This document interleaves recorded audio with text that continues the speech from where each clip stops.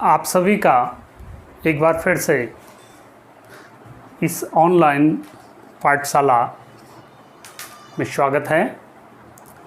और अब हम नए टॉपिक पे चर्चा करेंगे और आपको समझाने का प्रयास करेंगे कि विद्युत चुम्बकीय प्रेरण इलेक्ट्रोमैग्नेटिक इंडक्शन क्या होता है। देखिए, यहाँ पर आप ये चित्र देख रहे होंगे। मैंने आपके सामने 4 चित्र बना रखे हैं। इसमें एक प्रयोग है, एक ये कोई धारावाही कुंडली है, ये इसके नंबर ऑफ टर्न हैं ऐसे सब में। यहाँ पर एक धारामापी जुड़ा हुआ है। आप सभी बच्चे जानते हैं धारामापी का काम विद्युत धारा को मापना होता है। तो इस प्रकार से धारावाही कुंडली कोई है जिसमें एक धारामापी जुड़ा हुआ है। देखिए, नॉर्मल स्थिति में ये धारामापी अपनी जीरो पोजीशन पे, यानी इसमें कोई भी धारा नहीं बह रही है। अब हम क्या करते हैं, एक चुंबक का N ध्रुव इस कुंडली के पास ले आते हैं और इस कुंडली से एक बार पास ले आते हैं, एक बार उस चुंबक के N ध्रुव को दूर ले जाते हैं। दूसरी स्थिति में ये चित्र, ये B है, ये C है और ये D है। यानी A स्थिति में चुंबक के N ध्रुव को पास लाते हैं, B स्थिति में N ध्रुव को दूर ले जाते हैं। तो हम क्या देखते हैं, इसके कारण इस धारामापी में विक्षेप उत्पन्न हो जाता है। जैसे इस चुंबक को पास लाते हैं या इसको दूर ले जाते हैं तो धारामापी में विक्षेप आ जाता है। यानी ये जो परिपथ है, ये कुंडली है, इसमें धारा बहने लग गई। क्लियर? ऐसे ही अगर S ध्रुव को कुंडली के पास ले आएंगे या कुंडली से दूर ले जाएंगे तो धारामापी में तब भी विक्षेप आ रहा है। ठीक है? तो इसका मतलब ये हुआ कि जब किसी चुंबक को, और देखिए केवल चुंबक के ही कारण नहीं, चुंबक को स्थिर रखो और इस कुंडली को इस चुंबक के पास ले आओ या दूर ले जाओ तो तब भी विक्षेप आएगा। ऐसे ही S को इसके पास ले जाएंगे, यानी चुंबक के S ध्रुव को इस कुंडली के पास ले जाएंगे तो तब भी धारामापी में विक्षेप आएगा। या S ध्रुव को, चुंबकीय S ध्रुव को दूर ले जाएंगे तब भी धारामापी में विक्षेप आएगा, कुंडली में जो ये धारामापी लगा हुआ। तो कहने का ये मतलब है, ऐसी कौन सी फिनोमिना एग्जिस्ट हो गई यहाँ पर, ऐसा कौन सा एक परिघटना घट गई है कि इस धारामापी में विक्षेप आ गया। ठीक है? और इस परिघटना को बेटा हम बोलते हैं विद्युत चुम्बकीय प्रेरण। ठीक है? अब इसको सटीक ढंग से समझते हैं। देखिए, जब किसी कुंडली, ये क्या है हमारी कुंडली, और ये क्या हो गए चुंबक, जब किसी चुंबक और कुंडली के बीच में आप सापेक्षिक गति करवाते हैं, सापेक्षिक गति का मतलब एक दूसरे के पास या एक दूसरे के दूर, या दोनों को चलाना है या एक को चलाना, या जब दोनों कुंडलियों के बीच में जब किसी चुंबक और कुंडली के बीच में एक दूसरे के सापेक्ष गति करवाई जाती है तो उस कुंडली में एक प्रेरित विद्युत भाग बल उत्पन्न हो जाता है। और अगर वो कुंडली बंद है, देखो कहीं भी खुली नहीं होनी चाहिए, तो उसमें एक प्रेरित धारा भी उत्पन्न होती है, जिस कारण से ये धारामापी में क्या आ गया, विक्षेप आ गया। और इसे हम क्या बोलते हैं, विद्युत चुम्बकीय प्रेरण। बस, और कुछ नहीं है, विद्युत चुम्बकीय प्रेरण हो गए। ठीक है? एक बार फिर से समझ लीजिए, जब चुंबक और कुंडली के बीच में गति करवाते हैं, यानी जब ये स्थिर रहेंगे, चुंबक और कुंडली स्थिर रहेंगे, तब विक्षेप नहीं आएगा।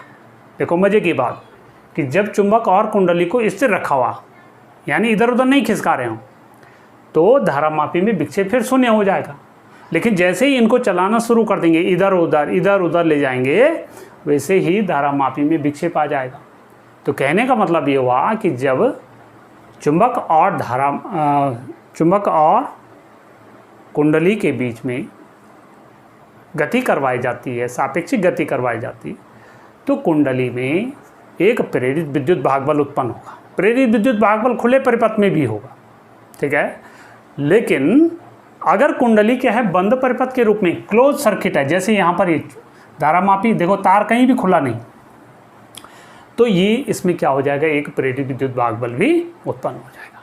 ठीक है, इसे हम बोलते हैं विद्युत चुंबकीय प्रेरण। ठीक है, आपने नोट भी कर लिया होगा और बढ़िया ढंग से समझ गए होंगे कि विद्युत चुंबकीय प्रेरण क्या होता है। ठीक, अब देखिए ये जो प्रेरित विद्युत भाग बल उत्पन्न हो रहा और प्रेरित धारा उत्पन्न हो रही, ये हमेशा उस कारण का विरोध करती जिससे उत्पन्न हुआ। किससे उत्पन्न हुआ? जब इनके बीच में क्या कर दी हमने, गति करवाई। अब देखिए कैसे विरोध कर रहा, देखिए जब चुंबक के N ध्रुव को इसके पास लाते हैं तो यानी इसमें जो धारा की दिशा होगी ऐसे बहेगी, ऐसे, तो ये क्या हो गई, एंटी क्लॉकवाइज, यानी चुंबक के पास वाला जो सिरा है कुंडली का N बन जाएगा। और जब हम इस N ध्रुव को चुंबक के दूर ले जा रहे हैं तो धारा की दिशा पहले के, देखिए पहले के उलट जाएगी। देखिए ऐसे दिशा, देखो अभी इसमें ऐसे बह रही थी, लेकिन ऐसी कंडीशन में धारा ऐसे बहेगी, क्लॉकवाइज दिशा में बहेगी। यानी यहाँ पर जो चुंबक के पास वाला जो सिरा है कुंडली का उस समय कैसे बन जाएगा, S बन जाएगा, ताकि उसको अपनी ओर खींच सके, क्योंकि विपरीत ध्रुव में आकर्षण होता है। ठीक उसी प्रकार से नीचे C वाले चित्र में देखिए, जब S ध्रुव को इसके पास लाएंगे तो इस कुंडली में बहने वाली धारा की दिशा क्या हो जाएगी, क्लॉकवाइज हो जाएगी, घड़ी के घूमने की दिशा में हो जाएगी। ये देखिए ऐसे बहने लग जाएगी, ताकि यहाँ पर जो ये सिरा है, क्योंकि पास आने पर S बनना है, ताकि इस S का प्रतिकर्षण हो सके, चुंबक की गति का विरोध कर सके, तो ये क्या हो जाएगा, यहाँ पर S बन जाएगा। लेकिन जैसे ही इस S को हम दूर ले जाएंगे तो यही सिरा क्या बन जाएगा, ये N बन जाएगा। यहाँ पर ये वाला कुंडली का हिस्सा क्या बन जाएगा, N बन जाएगा। ठीक है, तो इसी आधार पर लेंज का नियम भी है। तो ये आपका चुंबकीय वैद्युत चुंबकीय प्रेरण। अब वैद्युत चुंबकीय प्रेरण क्यों उत्पन्न हो रहा है, इसका भी बात समझनी चाहिए। देखिए बेटा, ये हमारा कोई मैग्नेट है, N ध्रुव है मान लीजिए, और देखिए इससे क्या निकलेगी, बल रेखाएं निकलेंगी। ऐसे बल रेखाएं, नंबर ऑफ फोर्स लाइन इससे जो है निकलेंगी। समझ रहे हैं आप लोग? देखिए, और ये हमारी कोई एक कुंडली है,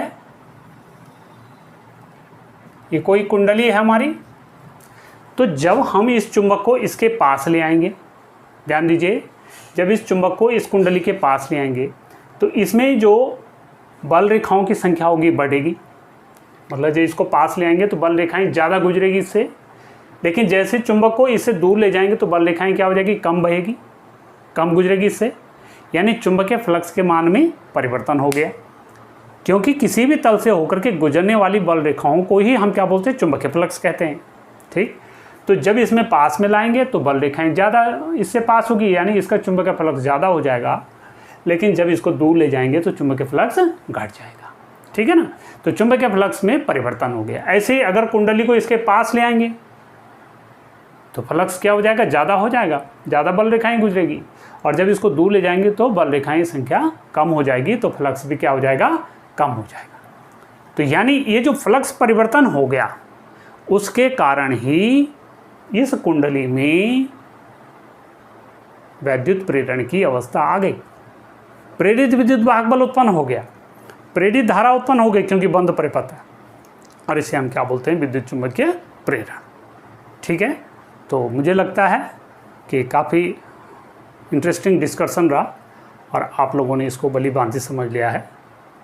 तो अब मिलते हैं अगली वीडियो के साथ, तब तक के लिए आप लोग इसको ध्यान से समझिए, वीडियो को रिपीट कीजिए और लाइक कमेंट अगर आप करना चाहें तो कीजिए, लेकिन वीडियो को ज़रूर देखें और अपने कमेंट से ज़रूर मुझे अवगत कराएं कि क्या इसमें और इम्प्रूवमेंट हो सकता है। तो ये केवल बच्चों के हित के लिए है और कोई इसमें निजी स्वार्थ कुछ भी नहीं है, क्योंकि हम चाहते हैं कि लॉकडाउन की स्थिति में जो हमारे बच्चे घरों में बैठे हुए हैं वो कुछ ना कुछ जो है सीखें और अपनी बोर्ड परीक्षाओं के लिए आगे तैयार हों। तो चलिए मिलते हैं फिर अगली वीडियो के साथ। आप सभी का बहुत बहुत धन्यवाद।